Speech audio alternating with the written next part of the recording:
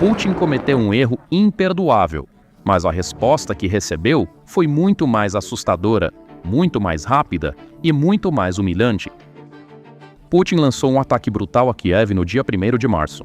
Os alvos, como sempre, foram áreas residenciais civis. Dentro de algumas horas, na noite de 2 de março, drones ucranianos e drones navais transformaram Novorossiysk em uma cena completa de devastação.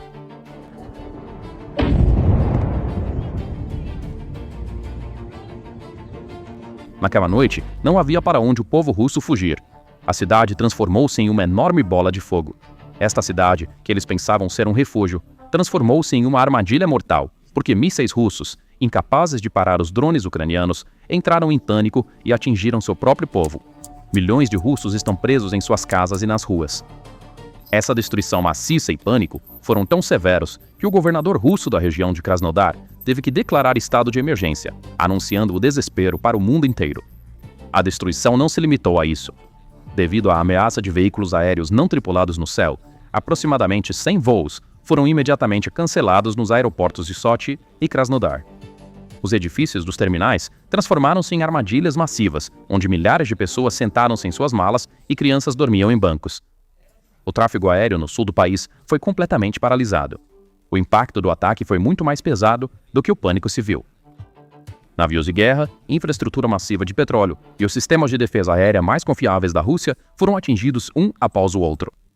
Além disso, a Ucrânia conseguiu tudo isso usando apenas uma combinação de veículos aéreos e navais não tripulados. Não houve necessidade de mísseis de longo alcance. A confirmação clara e inequívoca desta operação massiva veio diretamente das Forças de Operações Especiais e da inteligência militar da Ucrânia. Os russos confiaram cegamente nos batalhões S-300 e S-400 que haviam reunido no porto na noite de 2 de março.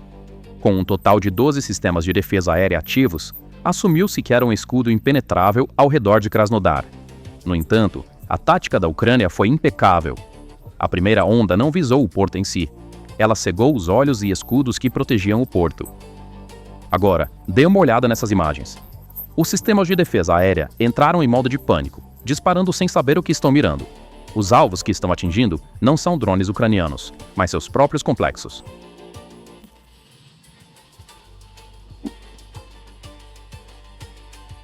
Foi bastante fácil para a Ucrânia transformar este fiasco em sua vantagem. O radar de defesa aérea S-300 PMU-2, os sistemas Pantsir S-2 e os navios de guerra pertencentes à frota do Mar Negro foram destruídos. Naquele momento, uma aeronave de reconhecimento Bayraktar TB2, que havia decolado da Turquia, estava monitorando o Mar Negro. O urso estava completamente cego. No momento em que o escudo caiu, a segunda fase da operação começou. De acordo com declarações oficiais confirmadas pelo Moscow Times, Moscou anunciou em desespero que havia derrubado 172 drones ucranianos. Talvez tenham feito isso. No entanto, isso não pôde esconder o fato de que a principal força de ataque havia alcançado seu alvo e que a doutrina militar russa havia falhado. Agora, eles voltaram sua atenção para centros econômicos indefesos.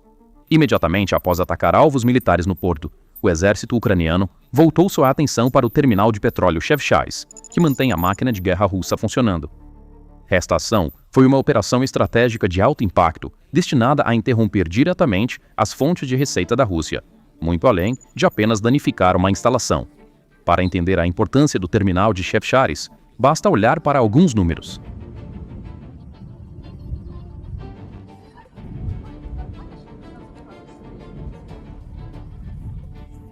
Este complexo massivo, com uma capacidade de processamento de aproximadamente 700 mil barris de petróleo bruto e produtos petrolíferos por dia, é o maior centro marítimo e de exportação na região sul da Rússia.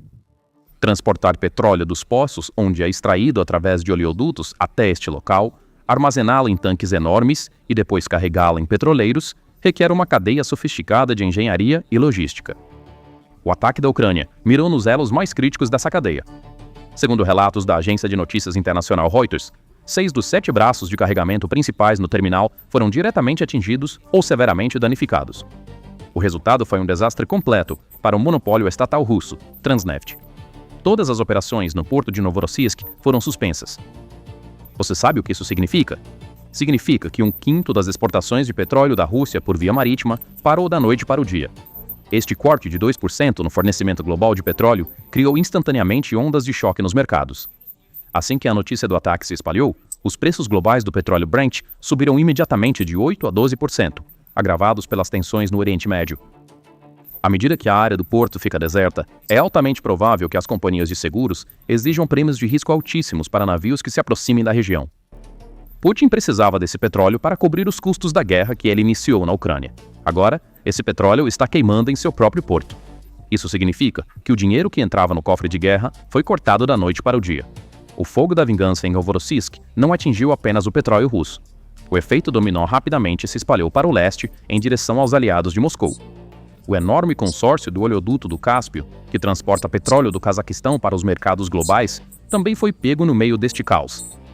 Devido ao risco de ataque e às inadequações técnicas no porto, o terminal do CPC também foi forçado a suspender as operações. Putin agora se tornou um parceiro não confiável que não pode proteger seus aliados e até mantém suas economias reféns para sua própria guerra. E justamente então, a milhares de milhas de distância, outro choque estratégico ocorreu em uma frente inesperada. Este desenvolvimento prova que a crise agora evoluiu de um conflito regional para um jogo de xadrez global. Enquanto o Mar Negro estava em chamas, as forças especiais belgas, apoiadas por helicópteros da Marinha Francesa, realizaram uma operação nas águas frias do Mar do Norte digna de cena de filme. O alvo era o petroleiro Efira, que navegava sob bandeira falsa para contornar sanções internacionais e fazia parte da frota sombra russa. Esta operação Blue Invader sinaliza uma mudança acentuada na abordagem da Aliança Ocidental à economia de guerra russa. Até agora, as tentativas de desacelerar esses navios fantasmas estavam limitadas às sanções no papel, mas agora eles foram fisicamente bloqueados e apreendidos através do uso direto de força militar. Nas palavras de Emmanuel Macron, esta medida é um duro golpe na rede de contrabando russa. Quando a destruição em Novorossiysk e esta operação de apreensão do Mar do Norte são combinadas, surge uma enorme pinça fechando-se sobre o comércio de petróleo russo. Por um lado, a infraestrutura portuária para carregamento está sendo destruída, enquanto, por outro lado, navios de contrabando que podem zarpar estão sendo caçados em águas internacionais. Este cerco estratégico está forçando até os maiores clientes do Kremlin a procurar alternativas. Grandes compradores sofrendo de fome de energia, como a China, estão inevitavelmente sinalizando um retorno à Arábia Saudita diante dessa imprevisibilidade, risco e interrupções no fornecimento de petróleo russo. Putin perdeu em grande parte sua posição como fornecedor confiável no mercado de energia. Um cerco geopolítico massivo está em andamento, atingindo o inimigo em sua linha vital econômica e simultaneamente bloqueando suas fontes de receita tanto internas quanto externas. No entanto, há um aspecto mais doloroso neste evento do que sua dimensão econômica, o aspecto humano. A pedra angular da propaganda de Putin era a promessa de estabilidade e segurança. Na noite de 2 de março, esse contrato explodiu na cara do povo de Novorossiysk, a intocável cidade portuária onde a frota da Crimeia em fuga se refugiou e a elite russa passava férias, e se transformou em uma zona de guerra da noite para o dia. O pânico foi tão grande que o governador Veniamin Kondratiev não conseguiu controlar a situação e foi forçado a declarar oficialmente estado de emergência na cidade. A guerra havia chegado à porta da Rússia. A maior tragédia e ponto de virada não foram os drones ucranianos atingindo a cidade, mas sim o exército russo encarregado de proteger a cidade, trazendo morte ao seu próprio povo. Em pânico, os operadores de defesa aérea dispararam desamparadamente contra os veículos aéreos não tripulados que cobriam o céu, resultando em uma série horrível de erros. Mísseis disparados dos sistemas únicos e modernos, Pantsir S-1, erraram o alvo e saíram de controle, atingindo blocos de apartamentos e casas particulares, onde os residentes de Novorossiysk estavam dormindo.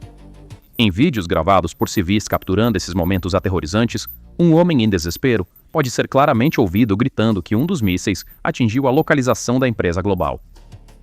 Investigações regionais conduzidas através de inteligência de fonte aberta indicam que o termo global mencionado no vídeo se refere à empresa Global Group, que lida com logística de contêineres de produtos agrícolas através do porto de Novorossiysk.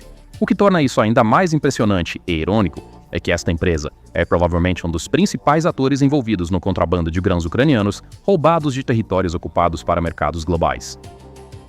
A defesa aérea russa em pânico pode não apenas ter atingido sua própria população civil, mas também destruído uma das infraestruturas de contrabando ilegalmente financiadas pelo Kremlin com suas próprias mãos. As autoridades locais não puderam esconder esse fato. O prefeito de Novorossiysk, Andrei Kravchenko, reconheceu a gravidade da situação. Ele foi forçado a admitir que 8 blocos de apartamentos e 9 casas particulares sofreram danos graves no caos.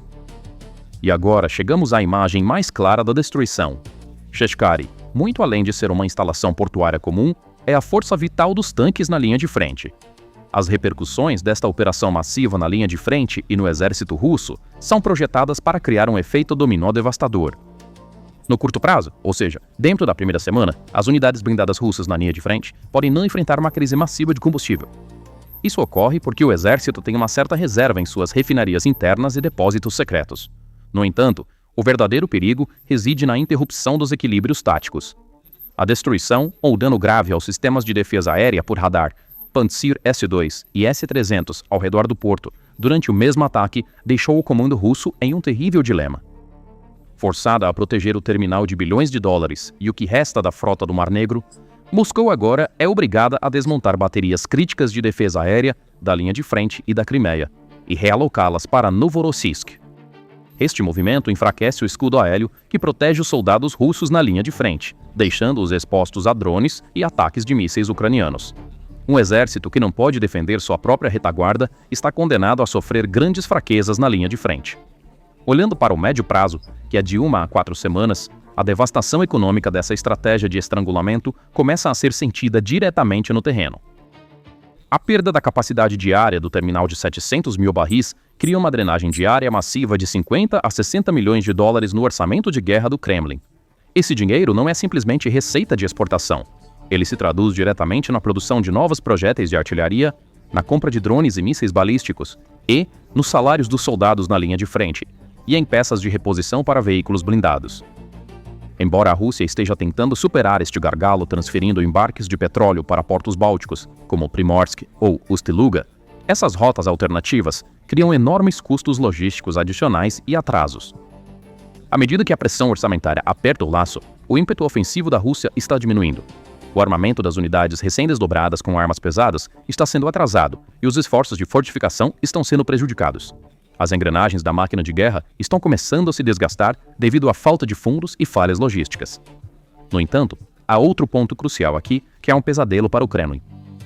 Cada terminal de petróleo atingido aprofunda a crise de combustível dentro do país. Isso levanta a questão: para onde irá o combustível escasso? Para as enormes reservas de diesel necessárias para manter os tanques, veículos blindados e unidades de artilharia na frente ucraniana em movimento? Ou para os postos de gasolina nas cidades para evitar o pânico civil e uma potencial explosão social? Se o combustível for direcionado para o exército, o caos nas cidades aumentará e a autoridade de Putin será diretamente questionada pelo seu próprio povo. Se o combustível for direcionado para o consumo civil, isso limitará severamente a mobilidade das tropas russas na frente, tornando-as alvos imóveis e indefesos e apresentando à Ucrânia novas oportunidades de ataque. Ambas as opções carregam o potencial para desastre. Para entender esse potencial desastre, é necessário lembrar como o equilíbrio de poder no Mar Negro foi destruído nos últimos anos. O mito do poder naval do Kremlin foi gradualmente erodido diante da Ucrânia, que nem sequer tem uma marinha.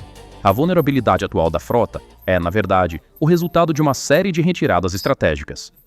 O primeiro grande choque desse colapso ocorreu em abril de 2022 com o afundamento do cruzador Moskva, o carro-chefe da frota do Mar Negro, nas águas do Mar Negro. Este foi o primeiro grande rompimento na aparentemente impenetrável armadura psicológica do poder naval russo. A onda de pressão não parou por aí. Em setembro de 2023, a Ucrânia atingiu diretamente o coração da frota, atingindo os estaleiros de Sevastopol com mísseis e destruindo um submarino e um navio de assalto anfíbio em Doca Seca. Tornou-se claro que a Crimeia já não era um refúgio seguro capaz de proteger a frota. Este anel de fogo implacável forçou o comando russo a retirar o restante da frota mais para leste, para o porto de Novorossiysk, no continente russo. No entanto, o naufrágio do navio patrulha Sergei Kotov por drones. Magura V5, em março de 2024, mostrou que o alcance da ameaça já havia se estendido. E hoje, em março de 2026, o cenário se tornou muito mais sombrio. Novorossiysk não é mais apenas um porto para a frota se refugiar. É a principal linha vital da economia russa que foi atingida. A frota que antes dominava o Mar Negro agora luta pela sobrevivência em sua própria pátria, em um porto com um sistema de defesa aérea colapsado. Esta crise está sendo registrada como uma estratégia de cerco e estrangulamento raramente vista na história marítima. Então, quais são seus pensamentos sobre este assunto? Compartilhe suas opiniões nos comentários. Não se esqueça de se inscrever no canal e ativar as notificações para ficar atualizado sobre as novas análises da PPR Global. Obrigado por nos escolher. Obrigado por nos escolher. Obrigado por